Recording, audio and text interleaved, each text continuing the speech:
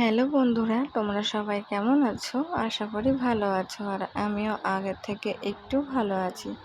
তো সকাল সকাল চলে আসলাম সকালের টিফিন নিয়ে। সকালের টিফিনে আছে গরম গরম লুচি, ঘুগনি আর সাথে লাড্ডু। তো আমি ঘুমাচ্ছিলাম, মা আমাকে বলল যে উঠে পড়ো, অনেকটা বেলা হয়ে গেছে, টিফিন দিয়ে গেছে। তো আমি আমার ভিডিওটি শুরু করছি। আমি আরোহী চলে আসলাম নতুন একটি ভিডিও নিয়ে। তো দুপুরবেলা মাই রান্না করেছিল। তো এই দেখো, এদিকে মা রান্না করেছে ভাত, এদিকে হচ্ছে আলু চচ্চড়ি, আর এদিকে হচ্ছে গাটি কচু, না এটা হচ্ছে কুমড়ো আর আলুর তরকারি, আর এইদিকে হচ্ছে মাছের ঝোল করেছিল আলু দিয়ে। তো আজকের খাওয়াটা বেশ জমে গেছে। তো তারপর দুপুরবেলা এই দেখো, আমরা হচ্ছে গামলাটা নেব বলে তার জন্য জামা কাপড় দিচ্ছিলাম। আমার ওই দেখো দুটো ঝুড়ি দেখতে পাচ্ছ তো, সবুজ আর একটা ঝুড়ি, তারপরে যে লাল ঝুড়ির আগে যে গামলাটা, ওই গামলাটা আমার খুব পছন্দ হয়। আর বাড়িতে শাড়িওয়ালা এসেছিল, তো এই দুটো শাড়ি পছন্দ হয়েছিল, কিন্তু দাম অনেক বলছিল। তারপরে এদিকে নাইটিওয়ালা কাকু এসেছিল, এই যে বেগুনি কালার নাইটিটা পছন্দ হয়েছিল, কিন্তু দাম অনেক, নেওয়া হয়নি। তো তারপর চলে আসলাম রান্না নিয়ে। তো আজকে রবিবার, রান্না চিকেন হবে না তাই কখনো হয়? তো বর চিকেন রান্না করতে শুরু করে দিল। তো এদিকে বড় একটা হাঁড়িতে ভাত বসানো হলো। তো বন্ধুরা, পরে যে তোমাদেরকে রেসিপিটি শেয়ার করব কেমন হয়েছে, এত ভালো হয়েছে যে শেয়ার করতে ভুলে গেছি। তো চলে আসলাম পরের দিন। এই দেখো, এটা ঘরোয়া টোটকা, নিজেকে সারানোর জন্য। যদি কেউ ভয় পেয়ে থাকো, যেরকম আমি নিজেও খুব প্রচণ্ড পরিমাণে ভয় পেয়েছি, তো সেই জন্য ঘরোয়া টোটকা: পান, কালো সর্ষে আর 3টে শুকনো লঙ্কা, ঠিক আছে? আর এই কাগজটা নেওয়ার কারণ এটা যেহেতু গ্যাসের ওপরে পোড়াবো, তো তার জন্য সঙ্গে থাকো। তো বন্ধুরা, তোমাদেরকে তো আগেই দেখালাম, কাগজের মধ্যে পানটাকে মুড়ে মুঠো করে ধরে এটা বরের হাতে দিলাম। বরকে বললাম যে আমার গায়ে বুলিয়ে দিতে। তো ওই যে পাশে মা ছিল, মা তো বুঝতেই পারছিল না। পরে বললো কি, ও বুলিয়ে দিচ্ছে এইভাবে, না দে আমি বুলিয়ে দিচ্ছি। হ্যাঁ, ভিডিও করছিলাম বলে হাসছিল। তারপরে মা একটু বুলিয়ে দিল। তো যাই হোক, দেখো আবার লাইটটাও জ্বালিয়ে দিল যাতে পুরোপুরি দেখা যায়। সবাই খুব হাসছিল আমার এই পাগলামিটা দেখে, যে আমি আবার ভিডিও করছি। তখন আমি বলছিলাম যে আমার একটা ফ্যামিলি মেম্বার আছে, তাদেরকে আমি সব কিছুই আপডেট দিই কিছু না কিছু। তো তাই হাসছো কেন তোমরা? তাই মানে ওরা এটাই ভাবছিল যে এতেও আবার ভূত ছাড়ে নাকি, তাই বলছিল ওগুলো মনের দোষ। তারপর গ্যাস জ্বালিয়ে দিয়ে এটাকে জ্বালিয়ে দিচ্ছিলাম। তো এখানে একটা সবথেকে বড় জিনিস কি হলো জানো তো? তোমরা তো সবাই জানো যে শুকনো লঙ্কার পোড়াটা এমনই, যে শুকনো লঙ্কা জ্বালালে আমরা কেউ থাকতে পারি না, কাস্তে কাস্তে জীবন শেষ। কিন্তু এটা যখন পুড়ে যাচ্ছিল, হ্যাঁ মানে আমরা কেউ একটুর জন্যও কাশিনি বা আমাদের নাকে ঝাঁজ আসেনি, এমনি হালকা গন্ধ বেরিয়েছিল। তাই মানে কি প্রচণ্ড পরিমাণে আমার বিশ্বাস বা আমি মানি যে হাওয়া বাতাস লেগেছিল। তো চলো আবার পরে আসছি। তারপরে রাতের টিফিন নিয়ে চলে আসলাম। তো এখানে হচ্ছে আলু চচ্চড়ি ছিল, লুচি আর বোঁদেয়া, আর এদিকে হচ্ছে মিষ্টি দই। তো রাতের খাওয়াটা বেশ জমে গেল। খুব ভালো লেগেছিল দইটা, তরকারিটাও ভালো হয়েছিল, আর সঙ্গে তো মিষ্টি। আমার মিষ্টি জিনিস থাকলে আর কিচ্ছু লাগে না। তো চলো পরে আসছি। তো এটা পরের দিন রাত্রেবেলা হঠাৎ করে কানা রাত্রে আমাকে বলছে যে আজকে অমাবস্যা, পুজো দিতে যেতে হবে। তো আমি যে স্নান টান হয়ে রেডি হয়ে নিলাম। তো এখানেও একটা ব্যাপার হয়েছে। তো এই দেখো, এটা হচ্ছে আমার শ্বশুরবাড়ির এলাকা বড় মা। তো বড় মার কাছে আমি পুজো দিতে এসেছি। এই পুজোটি দিতে এসেছিলাম সোমবার সন্ধেবেলা। তাই তো দেখো, মন্দিরে বসে অপেক্ষা করছি কখন ব্রাহ্মণ দাদু আসবে। তো আমরা গেছিলাম সন্ধ্যে 6:30, আর ব্রাহ্মণ দাদু এসেছিল 7:30 থেকে 8:45 মধ্যে।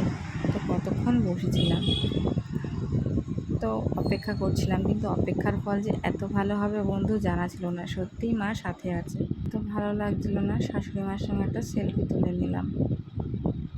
তো এই যে আমার দাদু চলে এসেছে। আমি না খুব ভয়ে ভয়ে ভিডিও করছিলাম, যদি আমাকে বলে যে মন্দিরের কোনো ভিডিও করো না, তার জন্য তবুও মনে হচ্ছিল না আমাকে ভিডিও করতেই হবে, তোমাদেরকে শেয়ার করতেই হবে। তো এই যে দেখছো না বন্ধুরা, এই যে থালা ভর্তি ফল কাটা, হ্যাঁ, এই প্রথমবার আমাদের সামনে এমন ঘটনা ঘটলো, জানো তো। তো এই দেখো দাদু হচ্ছে পুজো দিচ্ছিল। তো তোমরা দেখতেই পাচ্ছ ভিডিওটা কীরকম এলোমেলো হচ্ছে। মানে আমি না খুব ভয়ে ভয়ে তুলেছি, মানে তোমাদেরকে কীভাবে বোঝাবো।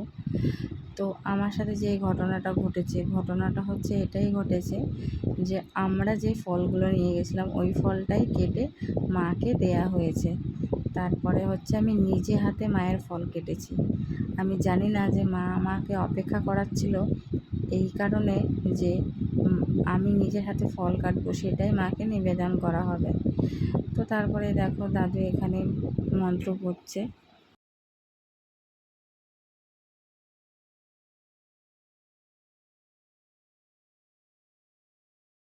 বন্ধুরা, আমি জানতাম না, আমার শাশুড়ি এবং আমার বরও বলেছিল যে আমার এই শ্বশুরবাড়ি এলাকায় এই যে বড় মা খুবই জাগ্রত।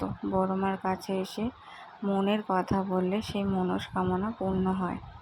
তো যাই হোক, মাকে যতবার দেখছিলাম মন তো ভরছিলই না, বারবার মার দিকে তাকিয়েছিলাম। আর মাকে অনেকবার করে ডেকে বলেছি, মা আমার ভয়গুলো তুমি কমিয়ে দাও, আমার সঙ্গে থাকো। হ্যাঁ, আমি আর এইভাবে থাকতে পারছি না, তুমি আমাকে সাহস দাও, আমি তোমার কাছে আসব। তুমি আজকে ডেকেছো বলে আমি তোমার কাছে আসতে পেরেছি। আর তোমার কাছে এসে আমি সত্যিই খুব খুশি হলাম। সবথেকে বড় খুশি হয়েছে কি জানো তো বন্ধুরা, যে অনেকেই তো ফল প্রসাদ দেয়, মিষ্টি দেয়, এবার সবটা না নিবেদন করা হয় না, সেটা আজকে নিজের চোখে দেখলাম। কিন্তু যে নিজের নিয়ে যাওয়া ফল এবং মিষ্টি এইগুলো যে মানে পুজোয় দেয়া হবে আমি ভাবিনি। তো সেগুলো তো নিজে হাতে কেটেছি ফল। আমার আগাগোড়াই খুব ইচ্ছা ছিল যে কোনো বড় বড় মন্দিরে বা কোনো পুজোর স্থানে সেখানে পুজোর কাজ করব। কিন্তু আমাকে ডাকা হয় না বা কোনো কারণে হয় না। কিন্তু আজকে যে ইচ্ছেটা আমার পূরণ হবে আমি ভাবিনি। ভগবান আমার এই ইচ্ছাটা পূরণ করলো, আমি সত্যি খুব খুশি হয়েছি। হ্যাঁ, তো নাম গোত্র বলে সব রকমভাবে পুজো দেওয়া হলো। আমার জীবনে এটা শ্রেষ্ঠ পুজো। এর আগে এইভাবে কখনো পুজো হয়নি। অনেক অনেক মন্দিরেই গেছি। তো এই দেখো দাদু আরতি করছে, সেটাও তোমাদেরকে তুলে ধরলাম। তোমরা না বললে বিশ্বাস করবে না বন্ধুরা যে আমি কত রিস্ক নিয়ে ভিডিওটি করেছি। ডাইরেক্টলি এইভাবে ভিডিও করিনি। হয়তো আমাকে বকতো, যেখানে পুজো হচ্ছে তুমি ভিডিও করছো, হ্যাঁ, এর জন্য লুকিয়ে লুকিয়ে করেছি। তো যাই হোক, আমি যদি কোনো ক্ষমা মানে ভুল করে থাকি তাহলে ভগবানের কাছে চেয়ে নিয়েছি যে আমাকে ভুলটা শুধরিয়ে নিও। তো যাই হোক, তোমাদের কাছে ভিডিওটি শেয়ার করলাম। তোমাদের কেমন লাগলো মায়ের পুজো আমাকে কিন্তু অবশ্যই কমেন্ট করে জানাবে। আর আমার মাকে দেখেছো? দাঁড়াও, তোমাদেরকে আমার মাকে দেখাচ্ছি, আমার বড় মা।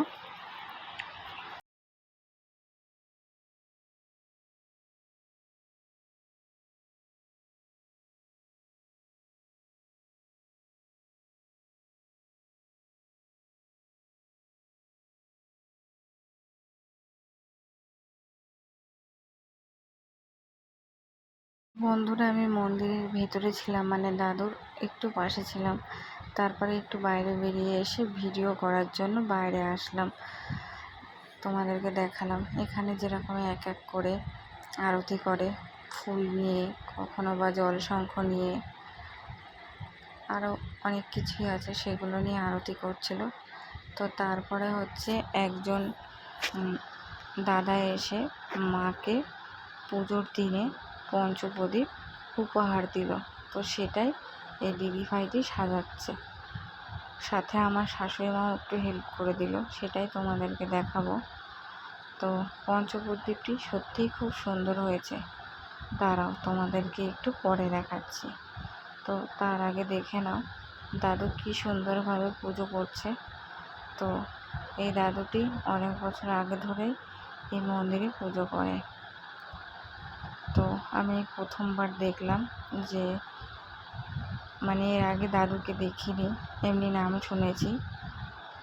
তো এই নিয়ে দুবার দেখলাম। নীল পুজোর সময় দেখেছি আর এই আজকে দেখলাম। এই যে ভিডিওটি তোমাদেরকে পোস্ট করছি এটা হচ্ছে সোমবার সন্ধেবেলা, কৌশিকী অমাবস্যা ছিল, সেই উপলক্ষে পুজো। আমরা মন্দিরে এসেছি সন্ধেবেলায়, পরে গিয়ে জানতে পারি যে ভোগ নিবেদন বা পুজো সেটা দুপুরবেলা হয়ে গেছে। সন্ধেবেলা সন্ধ্যা আরতি করছে, তো তাই আমরা সবাই গেছিলাম, অনেকেই গেছিলো ফল নিয়ে মিষ্টি নিয়ে। তো সেই নিয়েই পুজো দেওয়া হলো।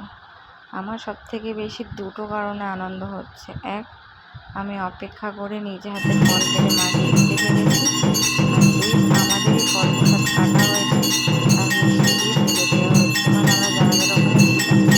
তো দেখো, দেখতে পাচ্ছিলে এই যে আমার মা হাতে হাতে গুছিয়ে দিচ্ছিল। আর এই দেখো পঞ্চপ্রদীপটা দিয়ে একটু আরতি করে নিল দাদু ভাই। তো চলো বাড়ি গিয়ে আবার দেখা হচ্ছে। তো বন্ধুরা, বাড়ি এসে আবার কি দোষ করেছিলাম, বর মুখ করেছিল, এর জন্য মন খারাপ করে রিলস করছিলাম। তো বন্ধুরা, ভিডিওটি এখানেই শেষ করলাম। কেমন লাগলো কমেন্টে জানিও। শুভরাত্রি।